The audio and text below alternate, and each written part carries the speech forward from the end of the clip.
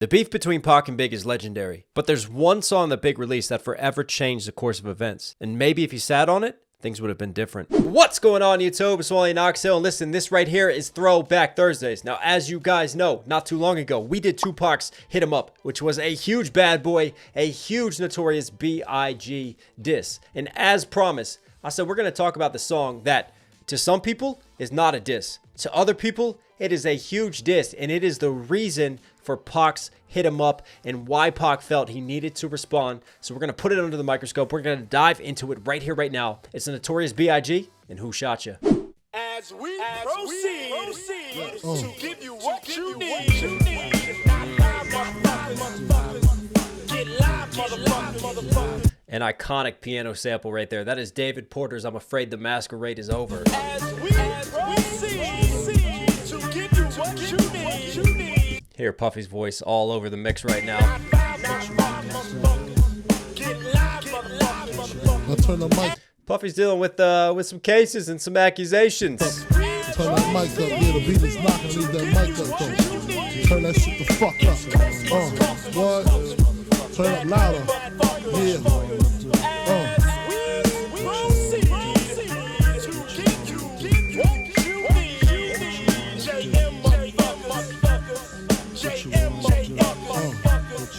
JM Jr. Mafia obviously shouting out the East Coast. This feels like a very raw, gritty NYC East Coast vibes type of track, man. Who shot ya? Separate the weak from the obsolete. Hard to creep them Brooklyn streets. It's on, nigga. Fuck all that. Who shot ya? Separate the weak from the obsolete. Just the way that he just sets that up and just kind of like breaks down the delivery, man. Biggie would just like take words and just the way that his delivery was, man, he would just enunciate them and highlight and stress things and just like break them down in different ways and just kind of cascade like a waterfall over top of the beat, man. I love Biggie's style of delivery. But this line right here, who shot you? Separate the weak from the obsolete, right? We're not separating the wheat from the sheep here. We're not separating the sheep from the men. No, we're already separating very weak characters and we're making them obsolete. In this case, Pac in context is important because this track is called Who Shot Ya? Pac was shot. Pac was trying to figure out who was shot him. We talked about the Pac situation in NYC. When he goes in to record, Biggie's upstairs in the studio, right? Junior Mafia is up there. Puff is nearby. Pac gets jumped in the lobby, gets robbed. Pac gets shot 5 times. Motherfucker, middle fingers up to the sky as if gets carried away in the ambulance, gets taken to the hospital, checks himself out of hospital within 24 hours. But after that, Pac was adamant. Pac was adamant that Bad Boy was involved in his shooting. He went to jail, right? He was doing his time, serving his sentence. And this track gets released. Who Shot Ya? Just think about the title of it. Just take everything else away. Who shot you? And then Big comes in and says that. Who shot you? Separate the weak from the obsolete. Well, Pac, if he's sitting in prison, then he hears this shit, he's thinking that Big is taking shots at him. Big is calling him weak, trying to make him obsolete. Big is bragging about being the one to shoot Pac. Now, again, this is why context is key, and I'm talking about the time of the situation. Apparently, and many close associates to Big over the years have said that Big wrote this 3 months before Pac was shot. So unless he's a fortune teller, there's no way that this applies to Pac from Big's side. But the mistake that Bad Boy made is timing is important, isn't it? Context is key. So to release this in the aftermath of the Pac situation, surely someone with intelligence, someone at Bad Boy had to stop and look at the greater landscape and look at the implications of releasing this track. Now, me personally, admits the denials, because obviously there's going to be denials to it. I think Big was shocked once Pac started going after him because remember, they were friends. They were close. I don't think Big fully appreciated the full repercussions of this. I think maybe he was having fun with it. He was being a little laissez-faire with it, but I don't think he was ready for the all-out war with his ex-friend, with Pac, as what followed through and what came up. If you check interviews, if you check the way that he spoke afterwards, obviously we got Long Kiss Goodnight, which we'll get to and we will break down. But whether or not the intention was there, the implications of the situation and the ramifications of this are what led to Hit 'Em Up. This track right here is what really set Pac off. This track is what really sent things in that downward spiral. Let's see where we go from this. Who shot ya? Separate the weak from the ops. Leap hard to creep them Brooklyn streets. It's on, nigga. Fuck all that bickering beef. I can hear sweat trickling down your cheek. Yo. And right there, it's on. Fuck that bickering beef. Fuck this East Coast, West Coast. You can see how a lot of these opening lines, like if Pac is looking for it, he's going to find it. He's going to find what he's looking for and copy and paste it right here into what Big is saying. He's setting it up. He's setting it up for him. And listen, it's not like Big stays away from the bickering beef, right? Kicking your door. That was shots at Nas. Nas even talked about that in the beef with Biggie. So Big firing sublims at Nas. Biggie has taken his shots before. He's taken plenty of shots on track. Fuck all that bickering beef. I can hear sweat trickling down your cheek. Your heartbeat sound like Sasquatch feet. Thundering, shaking the... I like that line. Your heartbeat sound like Sasquatch feet. Come on. Big heavy thumps, man. Heartbeat sound like Sasquatch feet. Thundering, shaking the concrete.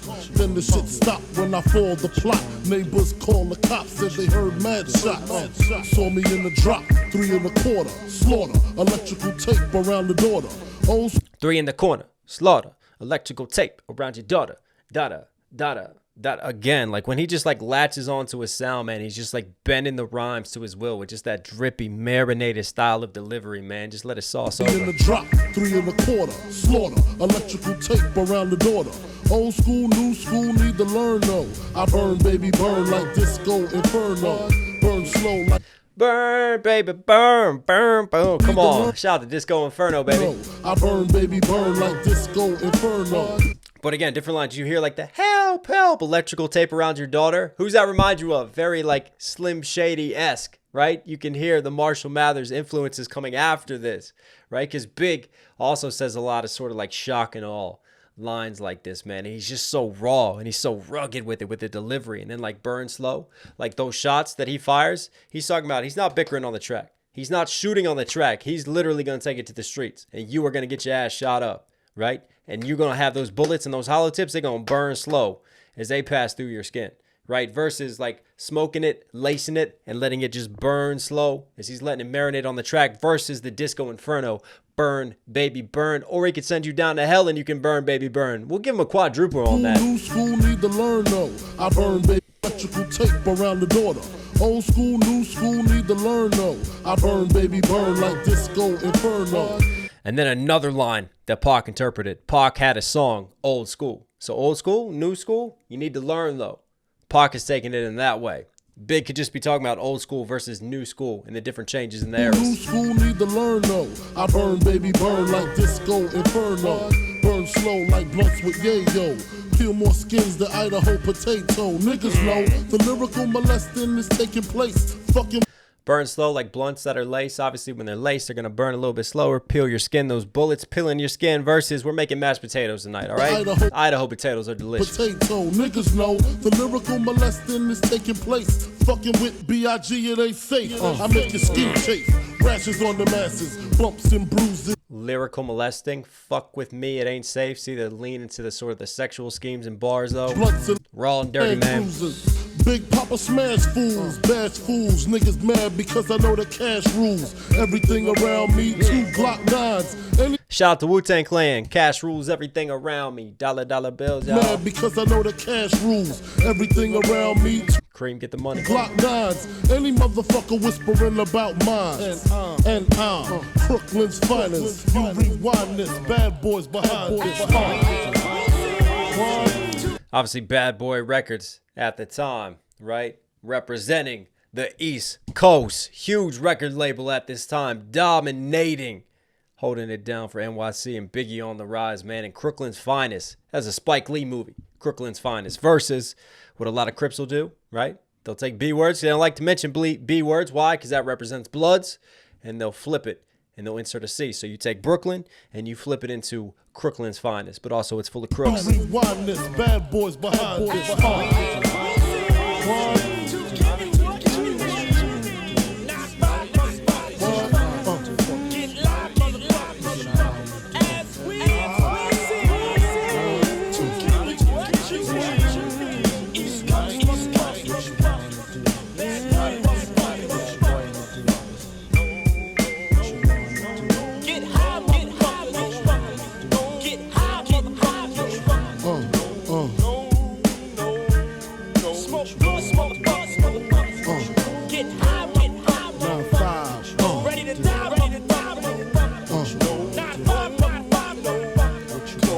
I seen the light excite all the freaks. Stack mad chips, spread love. I didn't catch that before. A little just hold out in the production. I seen the light Take him to church. excite all the freaks. Stack mad chips, spread love with my peeps. Niggas wanna creep, got to watch my back. Think the cognac and endo sack make me slack. I switches all that, cocksucker G's up. One false move, get Swiss cheesed up. Snoop Dogg, right? G's up, shouting him out, but then also get Swiss cheesed up, right? Get filled with holes like Swiss cheese. Don't creep on All Big. that, cocksucker G's up. One false move, get Swiss cheesed up. Clip detect, respect, I demand it. Slip and break the Clip, detect, respect, I demand it. But. Even though he's got a slower, marinated flow, he's very smooth with his pockets and flow switches, man. G's up. Clip detect, respect, I demand it. Slip and break the 11th commandment. Thou shalt not fuck with North Sea Papa. Feel 1,000 deaths when I drop ya. I feel for you. Like Thou shalt not disrespect or see Big Papa, as in B.I.G. But then he gave us a 10 crack commandments, also playing off of the 10 commandments. There's an extra one. You got to check that director's cut, baby. with North Sea Papa. Feel 1,000 deaths when I drop ya. I feel for you like Shaka Khan, I'm the Don. Pussy when I walk, Rolex on the arm.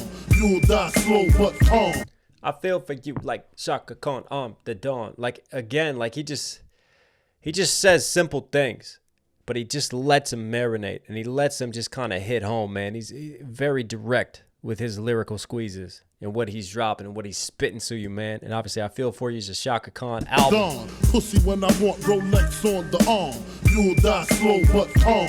Recognize my face so there won't be no mistake. So you know where to tell Jake, lame nigga, brave nigga. So you know where to tell Jake. Obviously, the 12s, the cops, the Jakes, no snitching around here, you No know. mistake, so you know where to tell Jake, lame nigga, brave nigga. Turn front page, nigga. Puff Daddy flips daily. I smoke the blunts, he sips on the Bailey. On the rock. Front page.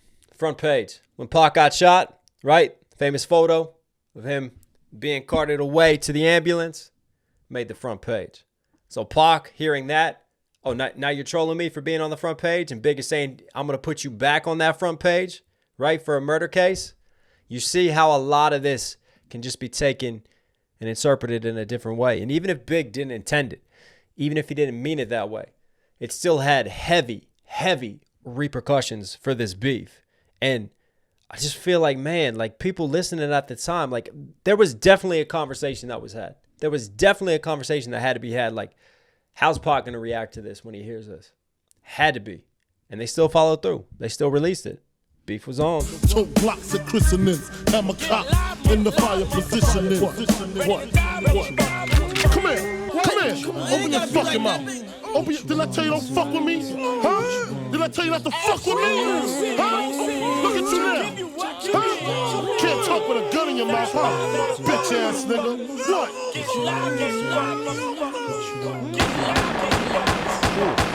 Who shot you?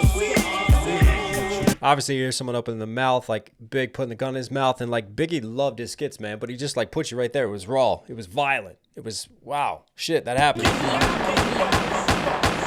Who shot you?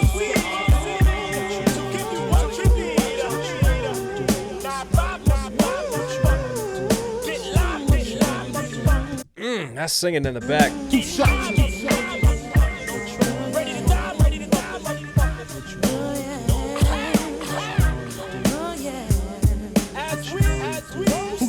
Who needs a hook? Just harmonize and just talk over it. And just let Biggie rap the verses. It's under a rap, man.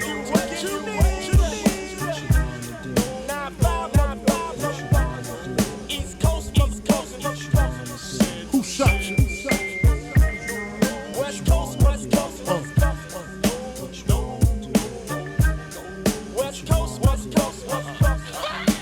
As we proceed to give you what you need.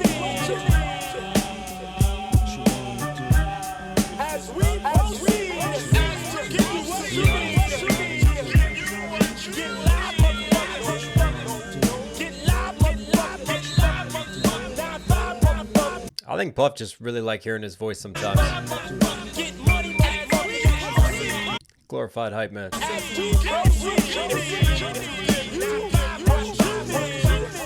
Nah, come on. Him and Mace, they put out some fire tracks, man.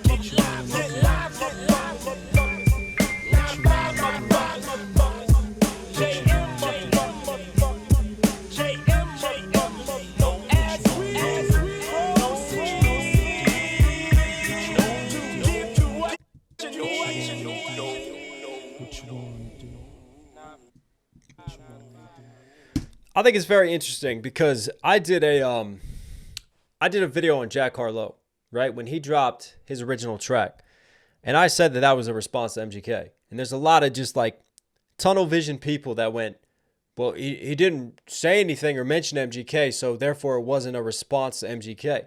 But this is a great example of how what an artist chooses to release and when they choose to release it serve as a response and have an impact and have consequences. In that case, Harlow dropped his track as a response to being dissed by MGK. And what that signaled, right? Because a lot of rappers are doing this. They're making different chess moves. They're making moves to see how people react and respond to things. MGK threw some shots, wanted to see if Harlow was up for it, if he wanted to make a battle happen, if he wanted that smoke.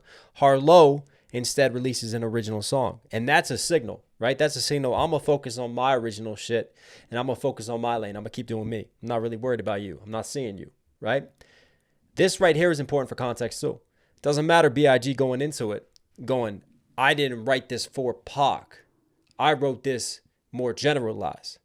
Well, after Pac got shot and after things are really boiling and bubbling up, the second you just announce to the world who shot you, when already people are speculating that B.I.G. and Bad Boy were behind the shooting of Pac, you got to know where context is going to run and where implications are going to go into this beef. And unfortunately, this is a beef that really did end in violence and took away two amazing MCs and two great pioneers in hip-hop minds for the culture. B.I.G., you were Knoxville certified. Hope you guys liked today's video. Listen, for some reason you're here at the end and you're enjoying the series, please comment down below. Make some more recommendations for other tracks, other old school stuff you want to see me dive into. We'll try to read all of your comments, guys, and respond as much as I can. So please keep commenting, keep reposting. I love you. Stay safe, stay positive. It's Wally Knoxville. You know, I'll catch you again